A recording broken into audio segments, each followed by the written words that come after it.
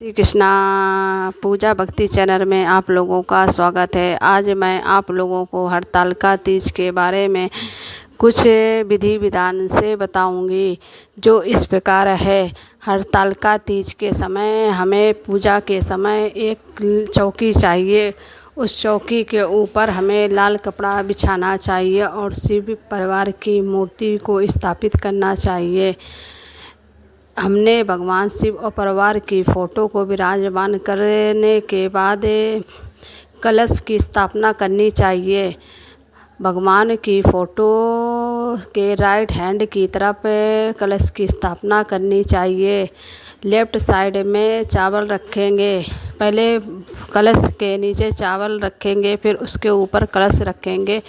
पहले थोड़ा गंगा जल, सुपारी, चावल, सिक्का, फूल डाल के कलश के अंदर उसे स्थापित करेंगे। उसके बाद हम इसमें पंचपल्लव यानी 5 आम के पत्ते को आप तिलक कर कर रख सकते हैं।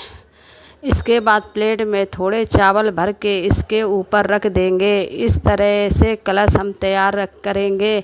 कलश के ऊपर हम एक कटोरी रखेंगे जिसमें चावल भर देंगे और कलश के ऊपर हमें एक दीपक, अखंड दीपक रखना है, जो कलश के ऊपर घी का दीपक रखेंगे। पूजा करने में सबसे पहले दीपक जलाना है, बाद में हमें पूजा करनी होती है। हम चावल रख के मिट्टी के बने हुए गणेश जी, भगवान शिव शंकर की पार्वती को विराजमान करेंगे। जो गणेश जी हम लोग मिट्टी के बनाएंगे उन्हें चौकी के ऊपर विराजमान करेंगे। ये तीनों को हमने विराजमान करने के बाद माँ पार्वती और निर्मित से ये पूजा कर रही हैं। मेरी पूजा को स्वीकार करने के लिए मुझे क्षमा भोले बाबा स्वीकार करो और मुझे क्षमा करो। छीटा और गणेश जी और जो पार्वती माँ की फ़ोटो है उसे हमें जल का छीटा देना होगा। उसके बाद कच्चा दूध या पंचामृत कोई भी चीज़ आप के पास हो, वो जो हमने पार्थिव शिवलिंग मिट्टी का बनाया उसे स्नान कराएंगे, अभिषेक करेंगे, यानी 3 बार हमें अभिषेक करना है। इसके बाद हम वस्त्र कलावा समर्पित करेंगे। छींटे लगाने के बाद कलावा और चुनरी समर्पित करेंगे। कलावा भोले बाबा को और चुनरी पार्वती मैया को समर्पित करेंगे। गणेश जी को मौली और जनेऊ समर्पित करेंगे और समर्पित करने के बाद पार्वती मैया को चुनरी उड़ाएंगे। उसके बाद चुनरी उड़ाने के बाद छोटा सा टुकड़ा कपड़े का पीला कोई भी हो आप गणेश जी को उड़ा सकते हैं। उसके बाद तिलक लगाएंगे।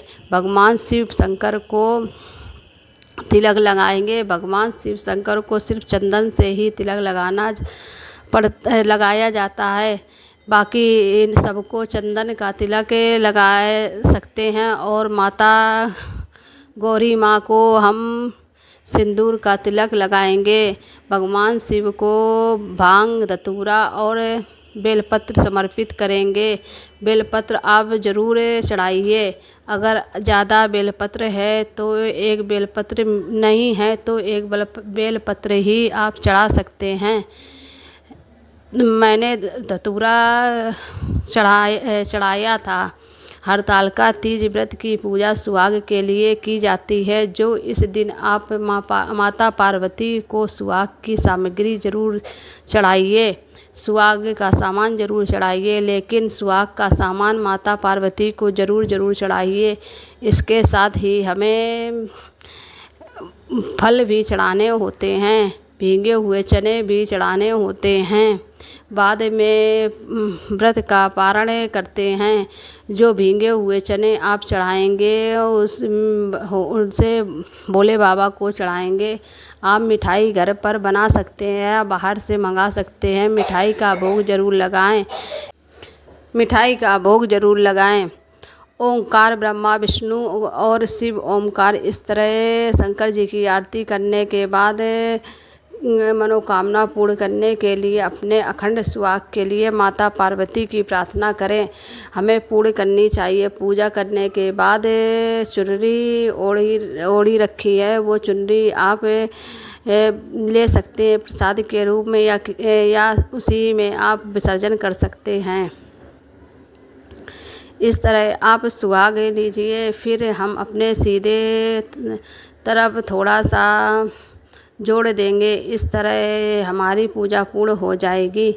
मैंने हम हरतालिका तीज तो हरतालिका तीज व्रत इस वर्ष यानी 2025 में 26 अगस्त को शाम को 6 बजे से 9 बजे तक आप किसी भी समय पूजा कर सकते हैं।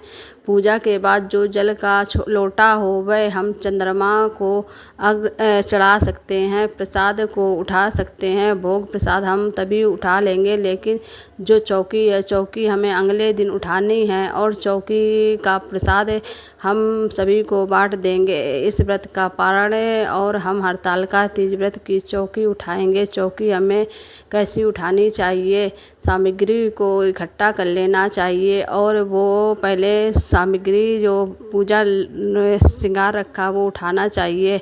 आपको ये पूजा विधि कैसी लगी कमेंट करके कमेंट बॉक्स में कमेंट कीजिए। यूट्यूब चैनल को सब्सक्राइब कीजिए। त्योहार कैसे हैं के लिए मेरे चैनल को सब्सक्राइब करना। माता पार्वती और भगवान शिव शंकर की कृपा आप पर सर्वदा बनी रहे, इसी कामना है मेरी। फिर मिलेंगे किसी और वीडियो में, तब तक के लिए बाय बाय।